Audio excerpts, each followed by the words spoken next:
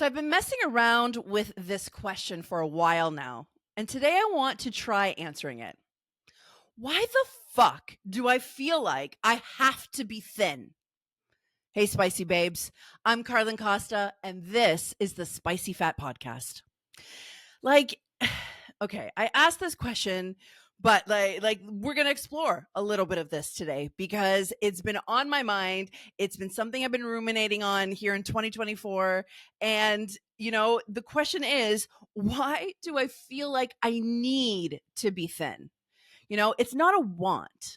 It's not about fulfilling some desire I have or to be in alignment for a job I want to do or for my own happiness or security of self. It doesn't feel like a want that's coming from me.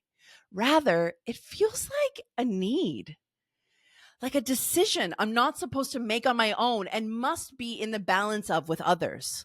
And I'm sitting here thinking about how my need to be thin is probably 5% a desire from me and 95% a request I need to fulfill for everybody else.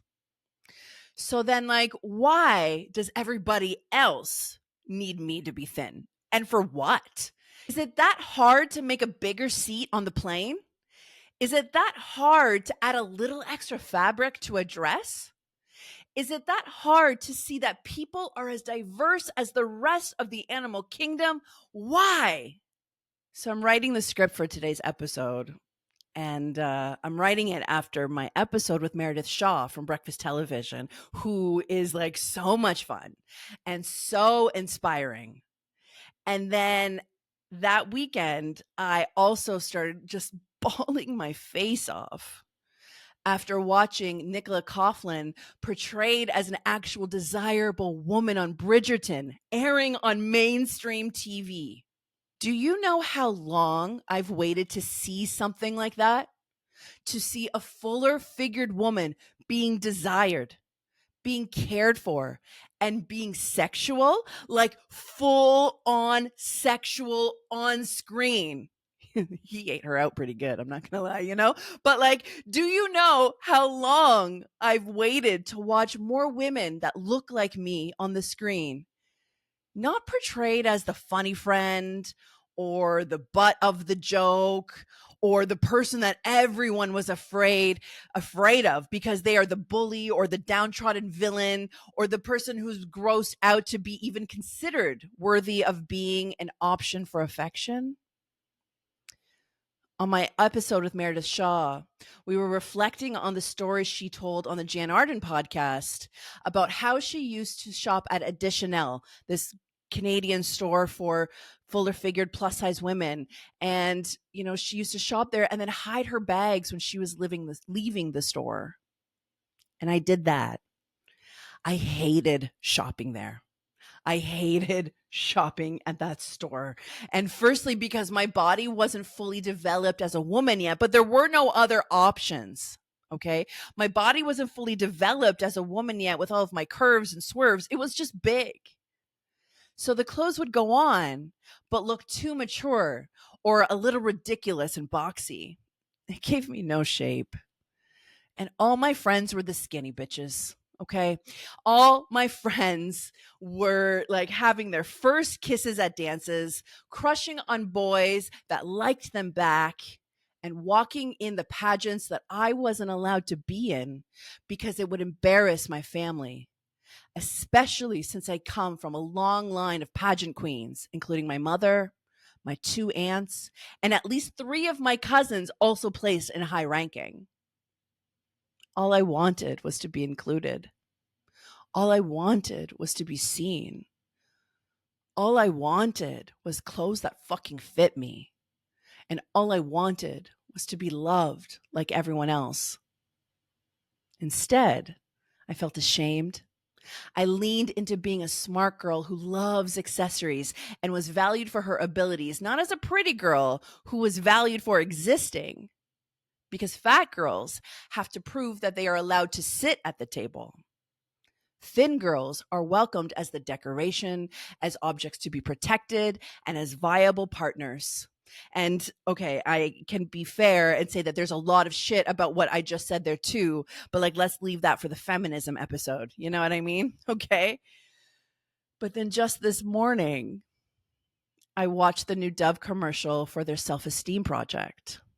And I watched a vibrant young girl at 8 years get a phone at 13 years old and then develop an eating disorder by 16. They showed clips of her watching videos of other young women teaching one another how to get thigh back gaps, how to count calories, crying because the weight on the scale wasn't low enough, then ending up at an in-hospital treatment because food, weight, and their own image had become the scariest parts of their lives.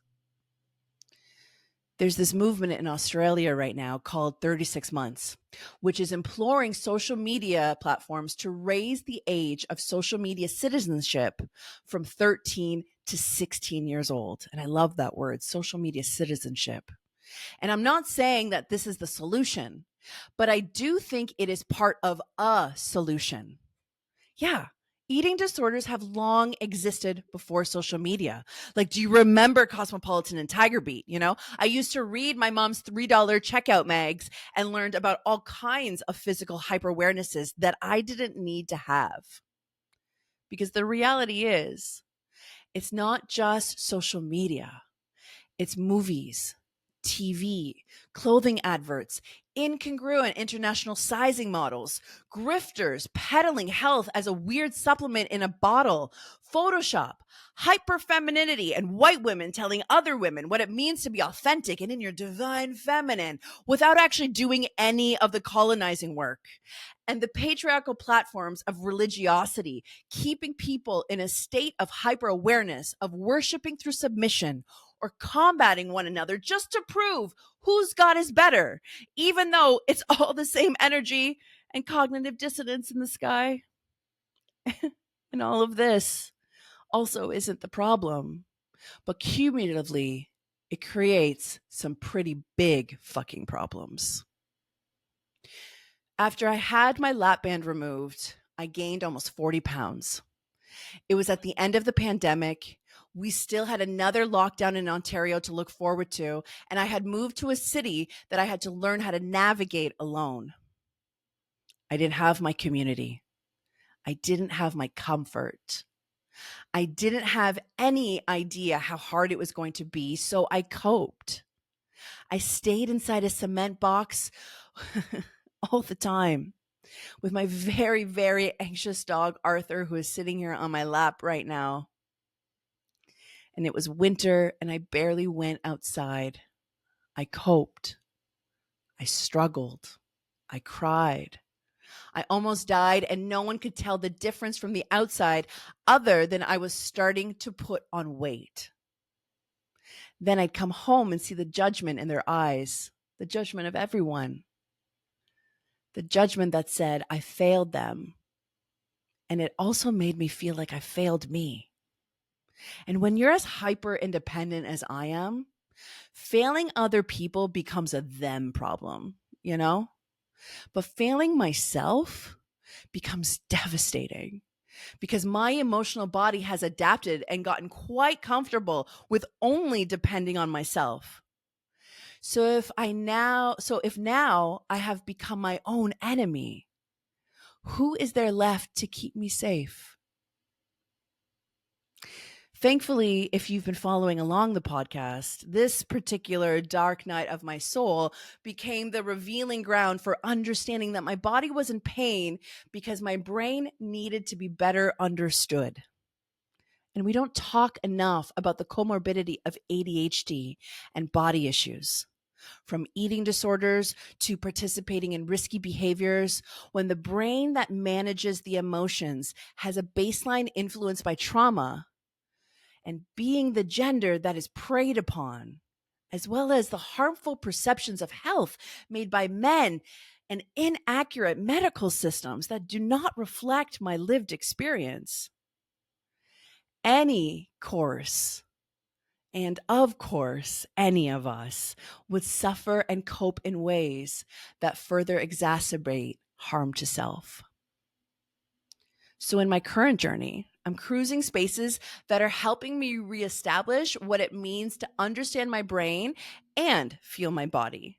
And honestly, I think weightlifting with a really great coach has activated me in a way that has helped me to feel strong. But now I need the relational information and the community, like you listening right now, to continue to activate my journey. I recently read this post on Instagram from this account called at Bariatric Mindset that said, if you have a pattern of overeating, binge eating, or grazing, and you have ADHD, it's not a matter of willpower. It's an executive dysfunction that you're experiencing. And my mind fucking exploded. I have related to my relationship with food purely as a dopamine and a trauma response, purely as a failure from me to me, influenced by the eyes of others constantly telling me that I am a failure because of what I look like. And I've learned that I can overeat because I literally can't feel hunger cues in my body, which has been exacerbated as a CPTSD trauma response. But also, I learned that I am actually more likely to not feel my body because of my ADHD. And that's called interoception. Interoception is the ability to sense internal signals from my body, like when you're hungry or thirsty, or when your heart is beating really fast, or when you need to use the toilet. Neurospicy people like me often have poor interoception, which means although I'm emotional as fuck and I feel, I fucking feel everything, the one part of me that I need to feel, that being my body, I have to work harder to know her and actually physically feel my shit. I need to learn the balance of how to nourish based less on how I feel and more on what I logically need. Like, I need to drink 1 liter of water a day, but I don't need to eat 2 burgers and a side of fries as a reward after I've been sitting all day working on my computer. But like 1 burger because I'm hungry is more than enough, and it's also fucking delicious. You know what I mean? Right? Balance, but also understanding what you need. And I've taken this past year, to legit like chill out about my food. I've really had to just chill out and take a whole step back from it all because I'm relearning how to feel my body. I'm relearning how to feel what my body needs. So I'm doing things like letting my tummy rumble because I need to know what hunger feels like. I'm practicing my boundaries in a new way because I need to feel what a yes feels like and what a no feels like. And I'm relearning how to not only hear, but also understand what my body is trying to tell me. My hunger cues were shut off. That's trauma.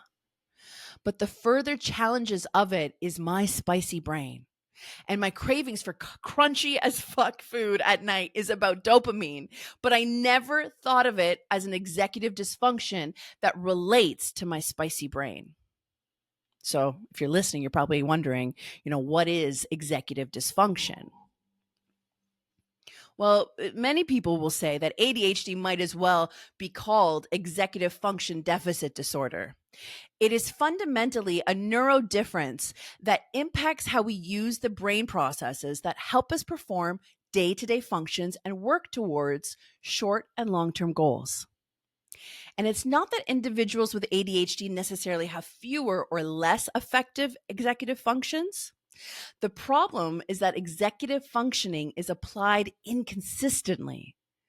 We see this when we're able to hyper focus on tasks we find interesting, yet find it downright painful to focus on things that we find boring.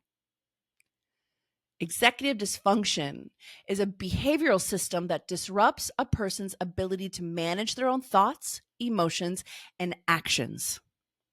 In psychology and neuroscience, executive dysfunction or executive function deficit is a disruption to the efficacy of the executive functions, which is a group of cognitive processes that regulate, control, and manage other cognitive processes like planning, organizing, initiating tasks, and regulating emotions.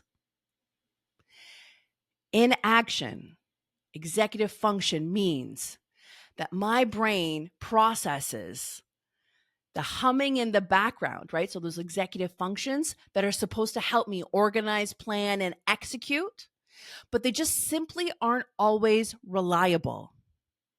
But following through as a result, even when you know what you're supposed to do, becomes a core issue. I freeze. I get into task paralysis. I overreact. I get really fucking frustrated when plans change and I'm not informed, or the changes happen and, I cope with like dopamine rich options like food, sex, and weed. And all of which are great, okay? All of which are great. But not having a connection to the intention of why is what becomes the problem over time. I took the year off from being hypervigilant to my food consumption and rather to lean into learning what, when, and how I eat that my body responds. For example, that's how I learned that I have a histamine intolerance. Yay. Okay, we're going to talk about that because what a histamine intolerance means, it means that my body has an impaired ability to metabolize ingested histamine. Histamine intolerance is a condition where histamine builds up in your body. And histamine, in case you didn't know, is a chemical that your body naturally makes, but it's also present in some foods. So if your body can't break it down like it's supposed to, it can build up and do things like give you an upset stomach, a headache, or allergy mimetic symptoms. Histamine intolerance really is an inability to break down histamine in your body, causing it to build up. And no, histamine intolerance isn't an allergy, even though it has symptoms like that of allergic reactions. So I'm going to give you a little brief lesson on what that means for me now that I've discovered this. Because in 2017, 2018, all of this started with a weird rash that I would get around my mouth. And it was a really painful rash around my mouth. And then really painful tingles in the back of my throat. Like it was about to shut almost every time I ate. It got so serious that I actually even went to the doctor and I got them to scope my esophagus because I thought something has to be going on. Something has to be wrong. There has to be some scarring or damage or something happening down there. But they couldn't find anything.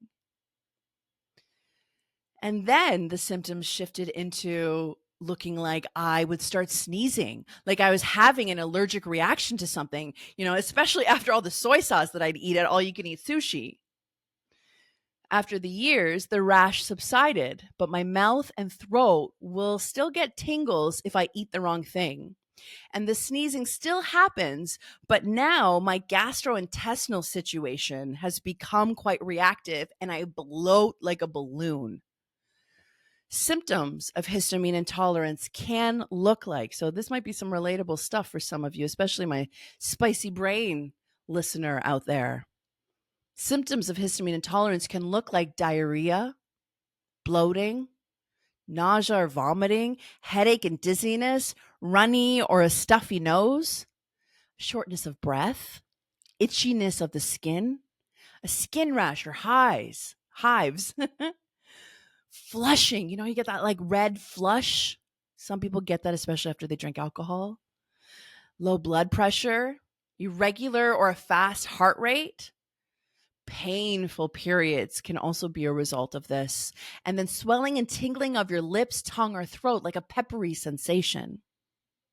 All of these symptoms, every single one of them, I have experienced repeatedly over the years. And if you're feeling any of this stuff, you might want to bring this up with your doctor. But if you want to start kind of seeing, maybe if I make some changes on my own, can there be a link there? Can there be a way that I can support myself? Well, head over to the mothershipcanada.com website, which is my wellness center's website, and download my histamine intolerance package in the Starport shop. Because in there, I outline what histamine intolerance is, but also what foods may or may not be exacerbating these symptoms for you.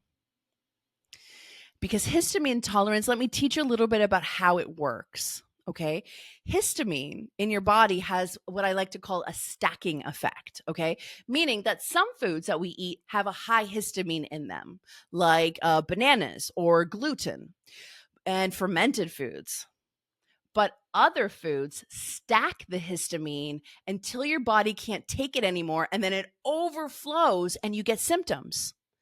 Those foods are called histamine liberators. So foods that cause your mast cells to release histamine.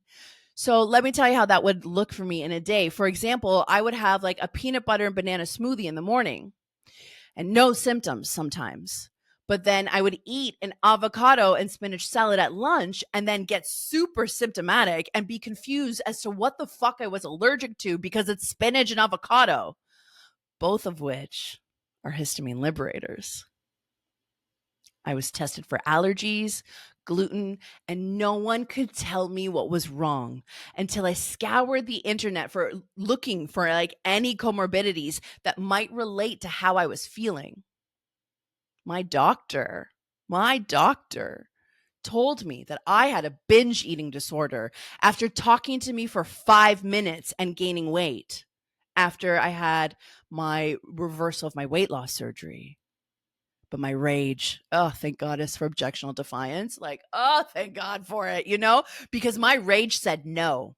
And I searched for the answers until I found them and was validated by a clinical dietitian who told me that I wasn't crazy.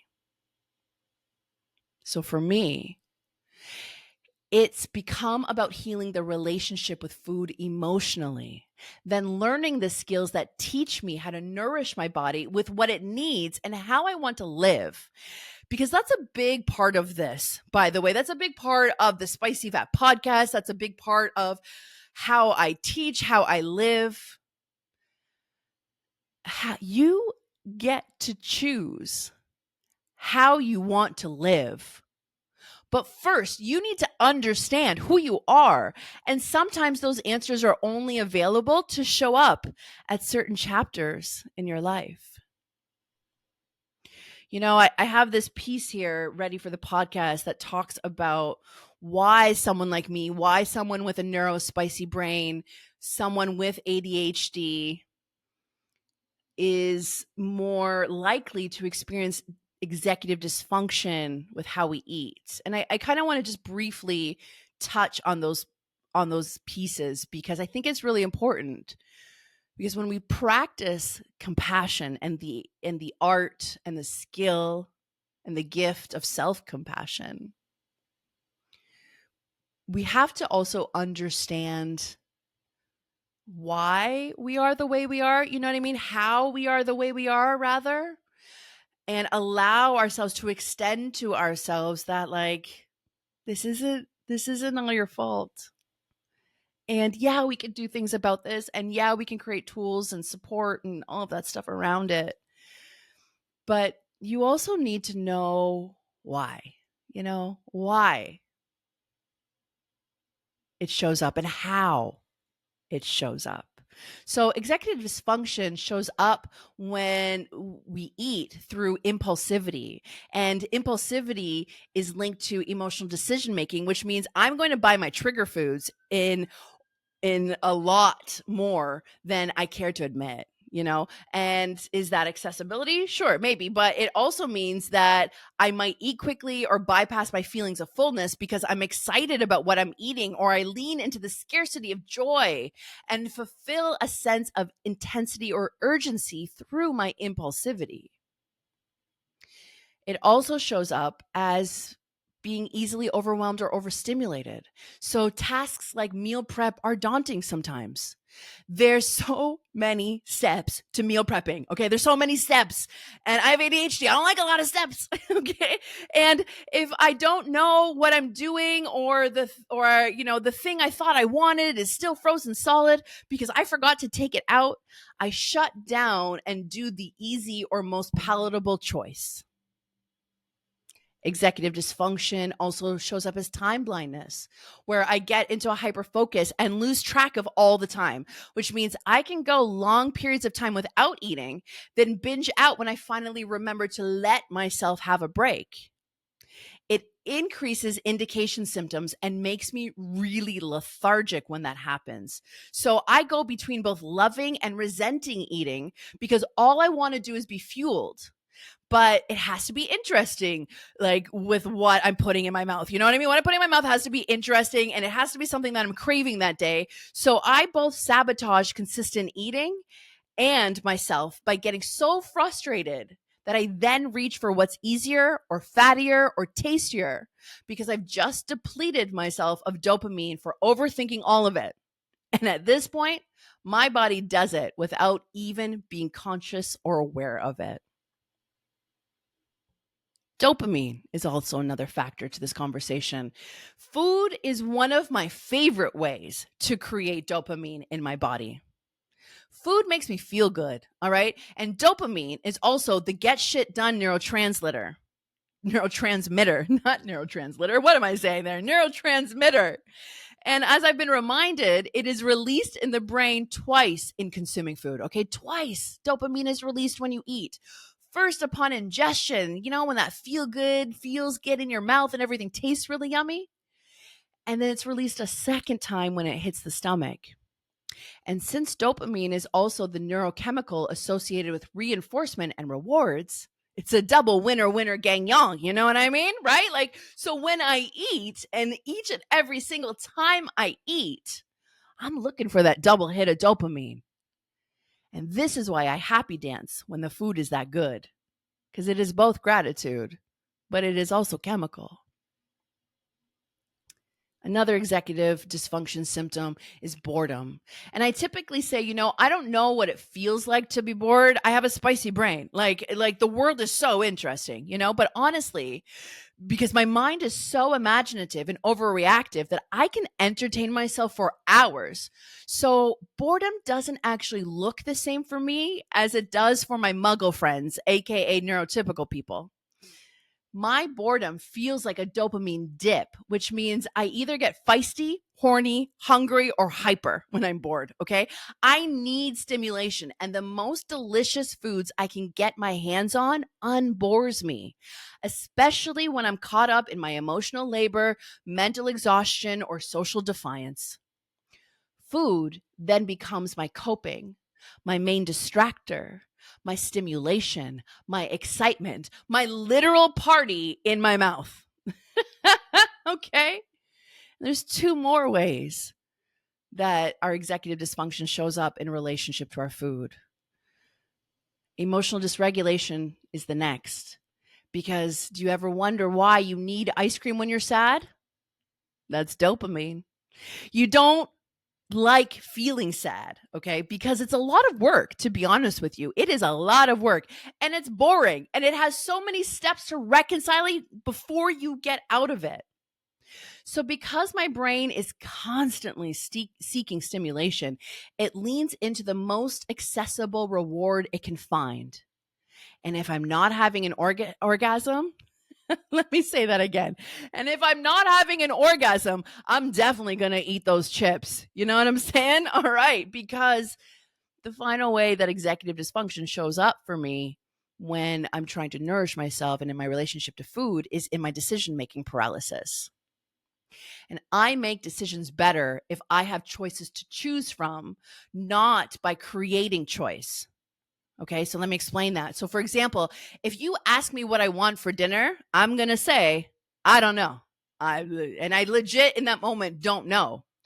But if you ask me to choose between pasta and tacos, it is tacos with ease every single day. Okay, choice overload is how decision-making paralysis can present, but it can also look like overchoice and the paradox of choice, which describes how people get overwhelmed when they are presented with many options, even if the options come from myself. And then trying to do that work of trying to feel what my body and my mouth wants. Okay? So ADHD, it's a good time. And now you understand why it's important for me to hear my body and why I'm trying to teach this in my work. All of this is what I deal with on a daily basis. That up until I had my weight loss surgery reversal, I had no fucking idea that I was dealing with it because I was so numbed and restricted to feeling my body. And it hasn't been easy since then, I'm not going to lie. But the more I'm learning, the better I get the privilege of supporting others who are also seeking answers. Like you, listener, you spicy babe here tuning into the podcast, because the point that I'm at now is a really wonderful one, hard still, but a wonderful one. So to commemorate this particular chapter of my journey, of turning 40 and finally feeling like I'm living the life that I get to choose, I did a naked photo shoot in the forest. Because that's what you do. And if you're, asking the question, yes, my butt crack was bitten by black flies. It sucked for a few weeks. Okay. I'm not going to lie to you. And I have this really lovely friend who is an incredible photographer. And throughout the years, I've allowed her to shoot photos of me in various ways. We've done some boudoir shoots, we've done some headshots, some fashion shots, and now we've done a couple naked photo shoots. So she recently asked me to get naked in the forest. And I said, let's grow, baby. Okay. And after that experience, I do kind of want to share this part because it's not an actually easy part. I make it sound like really fun. And it was really fun and exciting to do a naked photo shoot in the forest, but there was this part here that I also experienced in relationship to my excitement, which was I looked back at my behind the scenes photos and I had a moment where I realized that I didn't recognize myself.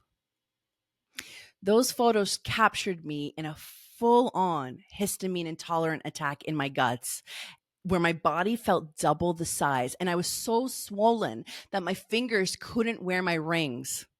And I was also coming through the other side of a huge endo flare up that left me in bed for 2 days. I looked at those pictures, at those behind the scene pictures on my phone, and I can't help but remember thinking, I don't know this body. I don't know her. I don't know what she needs, let alone how to take care of her. She's got all this new stuff going on, and I keep looking back at those photos and I'm working really hard to soften my response to them because it's not about being larger, That's not what this response is. It's about me not knowing her. I remember this is such a Carlen moment because I remember the first time I squirted during sex and I thought to myself, this is it, this is it. This is me in my full embodiment, elated, all right? Ready to take on the world. Then I turned 40 and now what she needs and how I need to care for her has changed once again. Friends, this isn't even the perimenopause talk yet. We're not even there talking about that yet. This is the how do I learn myself, know myself, feed myself, nourish myself, and be present with myself one, okay? Because what I do know is that I am learning and I am opening to learning myself. And I am also learning how to be compassionate. And that may also look like, or in fact, it does for me, it looks like not giving a fuck about anybody's body standards or opinions, how they think I should live, love, or exist. And that's my secret. You need to know how you want to live. Like, seriously, okay? I feel pressure to be thin or commercially beautiful. But I also have decided that, like, I don't want to live like that. I don't want to. I don't want to live feeling like my body is a prize. I want to be happy. I want to be strong. I want to be healthy, and I want to live a deeply connected, pleasurable life. So what does that mean? It means that I'm going to eat the fucking chocolate, okay? It means that I'm going to say yes to splitting the fries and the salad. It means that I'm always down to go for oysters and then also accompany you on a hike. But it also means I like to lift weights, walk leisurely, dance until I am melting, garden for an entire Saturday, and fuck my partner into another dimension and then let him eat me out while wearing a crown on my head in my king size bed that I worked really hard to pay for. Confidence is about choosing to own who you are and realizing that you only have to own 1% more of yourself than anyone else in the room. Because the truth is, mostly everybody else in the room has no idea how to feel, activate, and choose the life that makes them happy versus the one they think they need in order to be happy. You know, sometimes you're not the same person anymore on purpose, and that's okay. Because the ultimate con of life is thinking that consistency is an identity rather than a tool that you're supposed to be the same in every single chapter. What a con, you know? And what a fucking boring book to read if that was the case, right? And if this is you and you're relating to my story, learning how to stop caring of being seen begins with establishing safe spaces, places, people, and relationships in your life. So I've done things like I've cleared out my socials of everyone I would compare myself to. I read and watch what interests me and challenges me. I no longer give energy to people who don't meet me in safe and loving space. And I do the things that make me happy, not because of an algorithm, but because my voice gives me pleasure before it gives it to you. So, spicy babe, normalize complimenting yourself. Normalize celebrating yourself. Normalize being yourself. Normalize learning yourself. Normalize expanding the definition of what it means to love yourself.